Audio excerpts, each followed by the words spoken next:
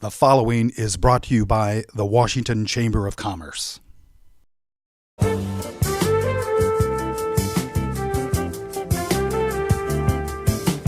Brad, welcome to City Hall. Thanks, Jim. Yeah, have a seat. All right.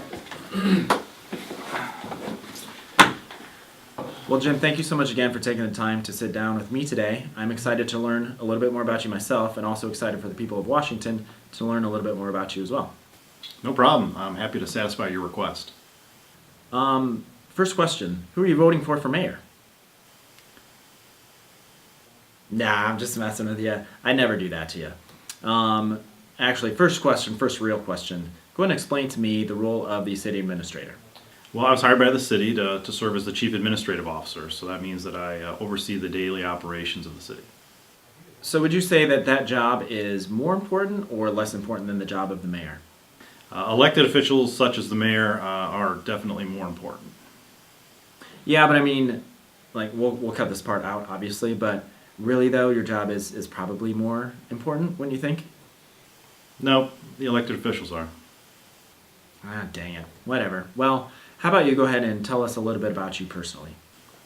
Sure. Well, I grew up in a small town in northern Illinois, and after college, I went to grad school, got my master's degree from George Washington University. And after starting my career in local government, I spent a few years in Wisconsin working there, and then about a year ago, my wife and 3 kids moved to Washington.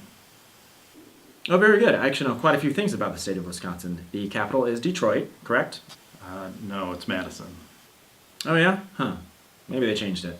I also do know that it's a state with lots of cows, the state of Wisconsin, and it's also a state that's well known for its cheese. Absolutely, they do love their cheese up there.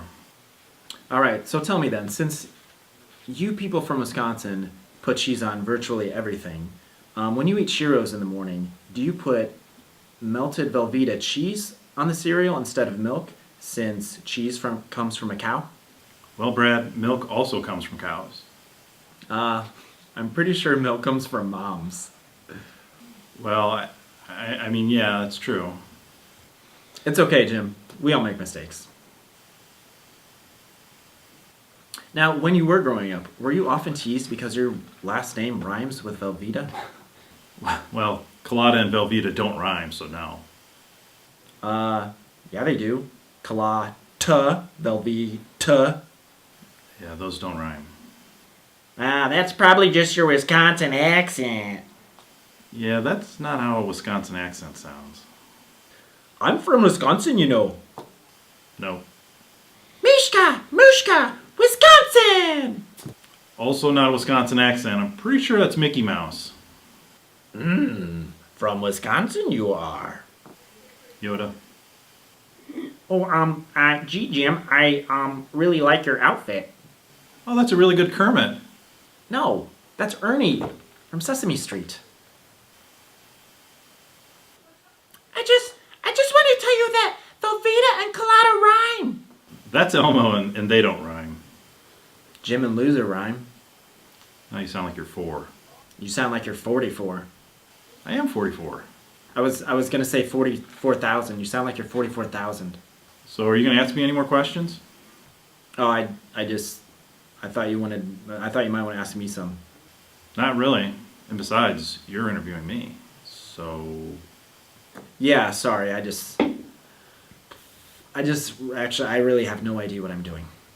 Huh, no kidding. Actually, I do have a question. So why is Southside Bank on the north side of the city? Well, yeah, I mean, if you turn the map around, or like sometimes the north is like, if you're facing the other way, the north is kind of on the south anyway. So, if you're at Six Flags and you're just like, this is like, you are here. Like if you've got a map that's like on a wall and it's like north is up, but you're not like, you can't like walk up, so it's not like you're like walking. It's like the northern part of the park, but it's like south from you. So it's too, like if you are turning left, like obviously left is always west, but you can't like go up and down like for north and south, or like I obviously have to turn left into the bank, but we're not going to call it left side bank because So it's, I mean, and it sounds good, you know, Southside Bank. And if you're, or like, you know, if you're at the soccer fields, you know, on the north side of town, we're south from that. So it's Southside Bank. Well, anyway, back to where we were. So we did accept some questions from the public or from some people who knew that we had this upcoming interview. First question I had here is from actually Katie Culotta. She says, Jim, how come you don't help out more around the house and always leave your dirty socks by the side of the bed? Well, I will admit, Katie does do a great job of keeping order in our house. Really? What's that like? You live a charmed life, Jim Culotta.